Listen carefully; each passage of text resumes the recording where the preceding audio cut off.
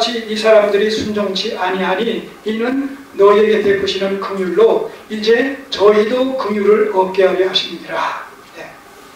이게 바로 이스라엘의 불순종으로 말미암아 구원이 이방인에게 돌아가고 이방인의 구원을 보면서 이스라엘 백성들이 시기질투함으로 말미암아 저들이 또한 구원을 받게 된다.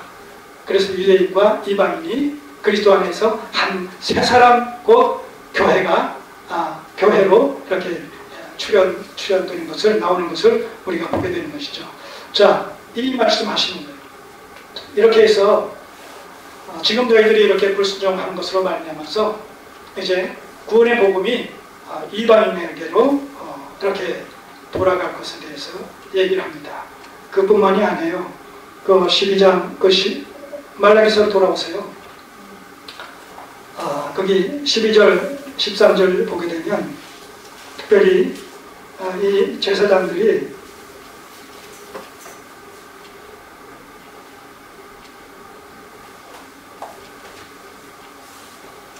(13절을) 보시면 만군의 여호와가 이르노라 너희가 또 말하기를 이 일이 얼마나 엄폐스러운고.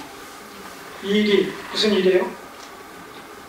제사장들의 그 직분, 제사장의 직임이 얼마나 범패스러운고. 범패스럽다는 얘기는 귀찮고 짜증스럽다는 얘기예요. 자, 얼마나 이 직무유기의 표현입니까? 이 일이 얼마나 범패스러운고 하며 콧웃음하고 토색한 물건과 저는 것 병든 것을 가져왔느니라. 아까 그 7절 8절에서 나온 그것에 대해서 좀 더 강력하게 추가적으로 강조해서 기술하고 있는 것인데, 제사장들이 합당치 못한 부당한 제물로 제사를 드리는 것뿐만이 아니라 제사장의 직임 자체를 아주 귀찮은 것으로 마하지 못해서 하는 것으로 그렇게 지금 여기서 소개가 되고 있어요.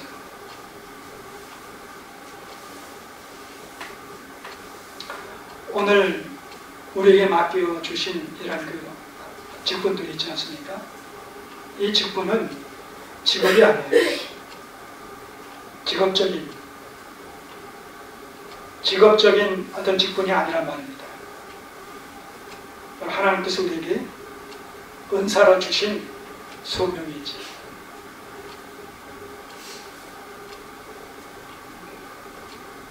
하나님께서 우리에게 주신 이런 직임을 수행할 때는 그렇기 때문에 어떤 대가와 보상의 어떤 개념을 가지고 그것을 수행하려고 하면 실족하게 되어 있어요. 교회와 세상의 관계를 동일한 맥락에서 같은 어떤 기준과 질서 속에서 체계 속에서 그걸 이해하려고 하면 안 된다는 것이죠.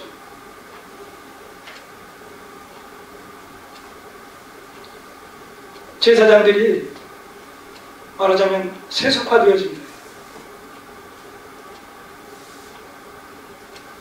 받는 것이 적다는 거예요. 지금 이 얘기는 다시 말해서 그 12절을 보시면 그러면 너희는 말하기를 여호와의 상은 더러웠고 그 위에 있는 실과 곧 식물은 경멸히 여길 것이다. 자, 제단 위의 식물, 제단 위의 제물들은 누구 몫이에요? 결국 누구 몫이에요? 이 제사장들의 몫이에요. 근데 그 제단 위에 있는 이런 식물을 경멸히 여길 것이라는 얘기는 그거를 만족하지 못한다는 거예요. 자기에게 주어질 것이 작기 때문에, 무가치하기 때문에 성이 안 찬다는 얘기예요. 그 연장선상에서 그렇기 때문에 지금 직임 자체를 범패스러운 것으로, 귀찮고 짜증스러운 것으로, 하기 싫은 것을 억지로 하게 되는 이런 상황이 나타난다는 거예요.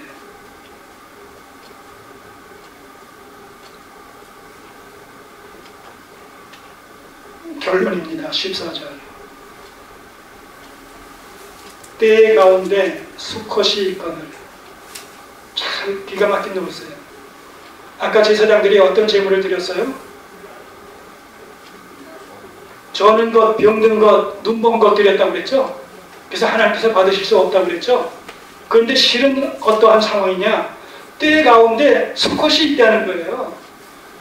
적합한 제물로 드릴 수 있는 수컷 제물이 있음에도 불구하고 그것으로 안 드렸다는 거예요.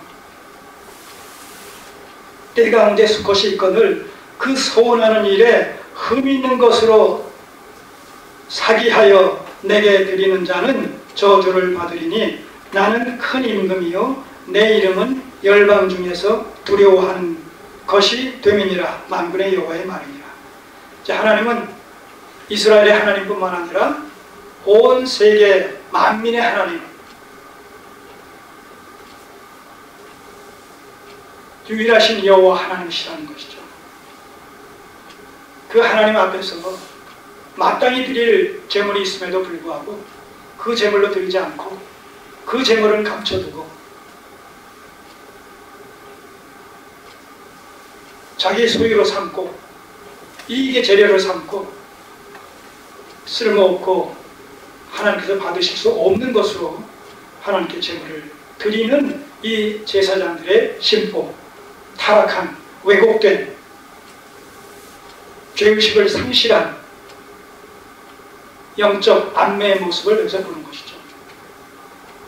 우리가 자칫 하나님을 섬길 때 하나님과 나와의 관계를, 그리스도로 말미암는 하나님과의 관계를 바르게 정립하지 않으면 우리가 하나님께 드리는 이런 헌금도 마찬가지 인색한 헌금을 드리게 됩니다. 하나님께 드리는 봉사, 인색한 봉사를 하게 돼요. 계산하면서 하게 돼요. 이런 것이 우리의 어떤 연약성으로 말미암아 있어요. 오늘